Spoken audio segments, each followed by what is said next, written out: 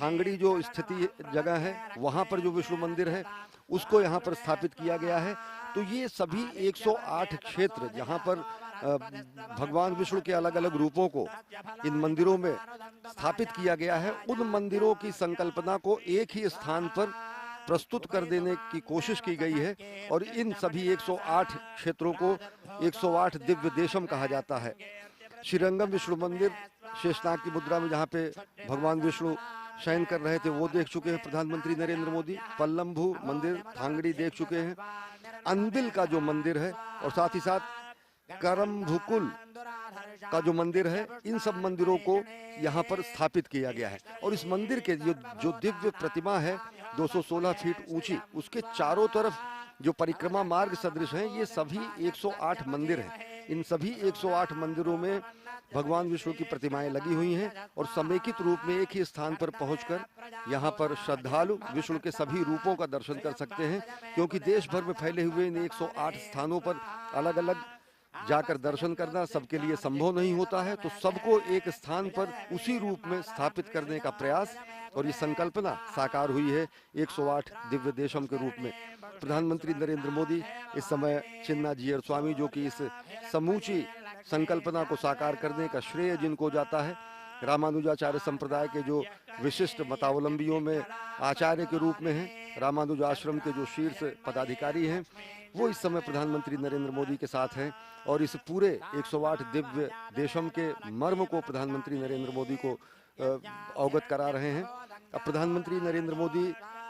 पहुंचे हैं एक अन्य दिव्य देशम पर, अलवार संचित वेंकटेश्वर का जो मंदिर है, थंगमुरु का जो मंदिर है, थिरुवल्लुवर का जो मंदिर है और साथ ही साथ श्री पल्लवीर का जो मंदिर है, ये सारे एक क्रम में मंदिर बने हुए हैं। और जैसा कि मैंने बताया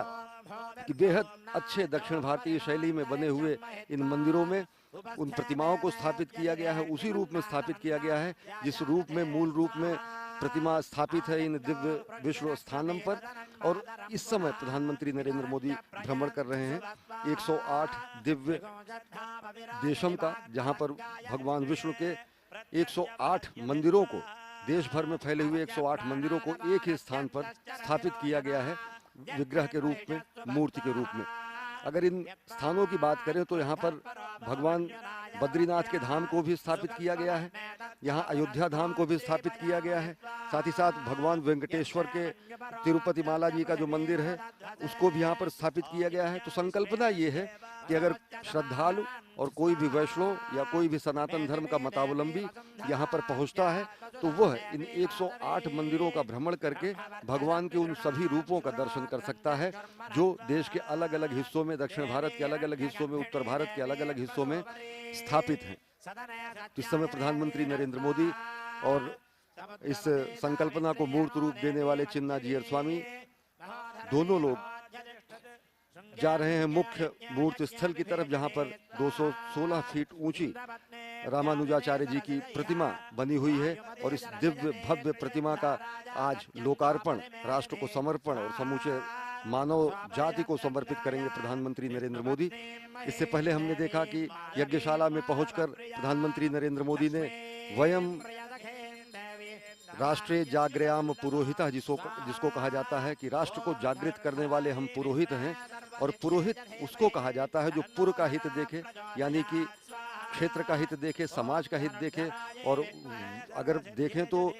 सार्वभौमिक रूप से राष्ट्र के हित देखने का, राष्ट्र के हित साधन करने का जो पुनीत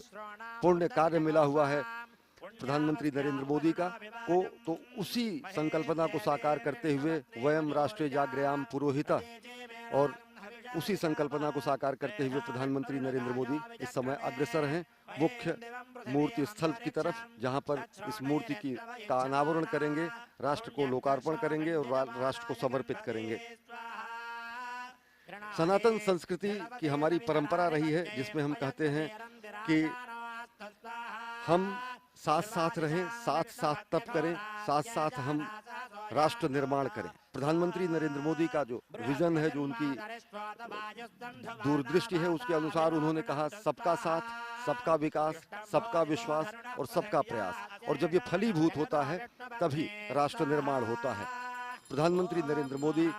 और चिन्नाजीयर स्वामी और साथ ही साथ मंदिर से संबद्ध अन्य पदाधिकारी इस समय अग्रसर हैं मुख्य मूर्ति स्थल की तरफ, जहां पर आज समता की मूर्ति का अनावरण होगा, समता की मूर्ति का लोकार्पण होगा और साथ ही साथ देश को और समूचे विश्व को और मानवता को एक नए आध्यात्मिक केंद्र के रूप में प्रदान करेंगे प्रधानमंत्री नरेंद्र मोदी। क्योंकि वैष्णव परंपरा की अगर बात करें तो वैष्णव परंपरा में संत रामानुजाचार्य ने सबसे पहले, आज से 1000 साल पहले 1017 में उनका आविर्भाव हुआ और 1137 में उनका महाप्रयाण हुआ। इस 120 वर्ष के जिंदगी में, इस 120 वर्ष के जीवन काल में उन्होंने समाज की सभी रूढ़ियों पर प्रहार करने का कार्य किया और समभाव का मंत्र उन्होंने दिया। समत्व और ममत्व का जो मंत्र है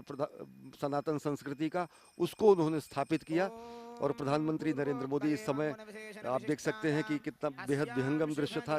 अनेक मंदिरों के जो गोपुर थे, मंदिर के जो स्थान थे, वो पूरे के पूरे इस मूर्ति के चारों तरफ 108 रूपों में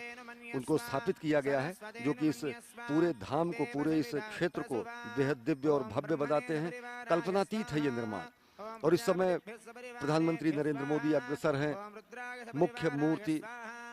की तरफ, जहां पर वो पहुंचकर आराधना करेंगे और साथ ही साथ अनावरण करेंगे इस भगवान रामानुजाचार्य, जो कि वैष्णव धर्म के महान संत, समाज सुधारक और विशिष्टाद्वैत के जो प्रवर्तक रहे, उनके विराट व्यक्तित्व, विराट कृतित्व के मुताबिक विराट प्रतिमा का आज लोकार्पण होगा, जो कि समूची संस्कृति के लिए, सनातन धर्म के लिए बेहद उपहार और अविस्मरणीय क्षण है। आज के लिए देख सकते हैं कि विविध रंगों से सजाया गया है और इस पूरे परिसर को अगर आप देखें तो लाखों फूलों की प्रजातियों से इसे सुसज्जित किया गया है।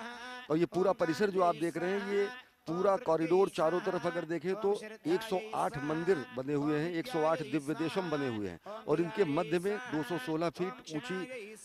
रामानुजाचार्य जी की प्रतिमा है। वो प्रतिमा जो कि 54 फीट भद्रवेदी, 54 फीट ऊंची भद्रवेदी पर है। और इस प्रतिमा को भी अगर देखें तो ये बेहद नवीन जो टेक्नोलॉजी है, जो तकनीक है, अद्यतन तकनीक और हमारी आध्यात्मिक शक्ति दोनों का सम्मिश्रण है। और इस अद्यतन शक्ति और आध्यात्मिक शक्ति की जो बात प्रधानमंत्री करते हैं, जो प्रधानमंत्री जब कहते हैं कि हम चिर पुरातन और चिर नूतन, नव नूतन और चिर पुरातन, इन सभी चीज़ों को वैज्ञानिक दृष्टिकोण से और तार्किक दृष्टिकोण से उनकी स्थापना करते हुए एक समग्र समावेशी समाज का निर्माण करें। और वही उनके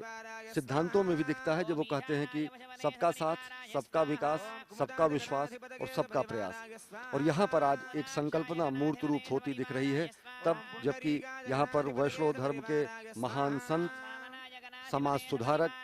विशिष्टाद्वैतवाद के प्रवर्तक रामानुजाचार्य के विराट मूर्ति का, विराट व्यक्तित्व एवं कृतित्व को कार्यांजलि देते हुए विराट मूर्ति का आज अनावरण करने के लिए प्रधानमंत्री नरेंद्र मोदी अग्रसर हैं।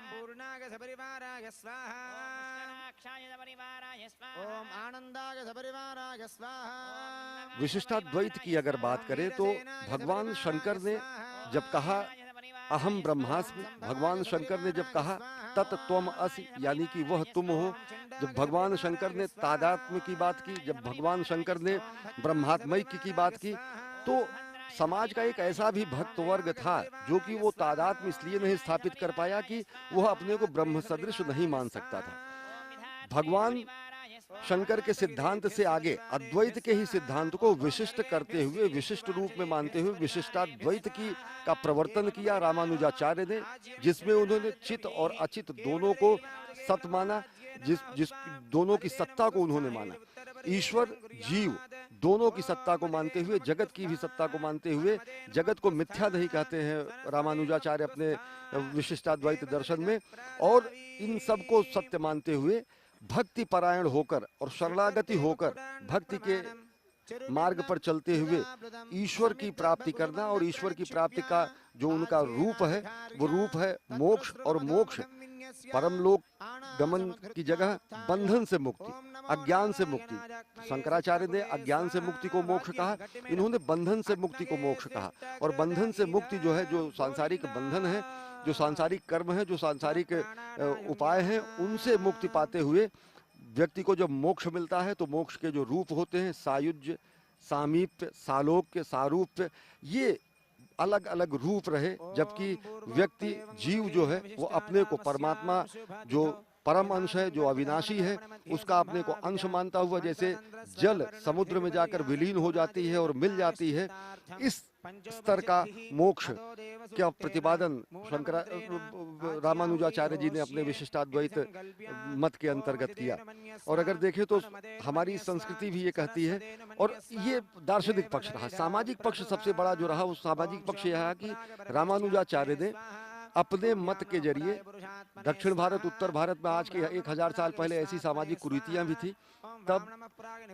समाज के अनेक वर्गों को मंदिर में प्रवेश का अधिकार नहीं दिया जाता था।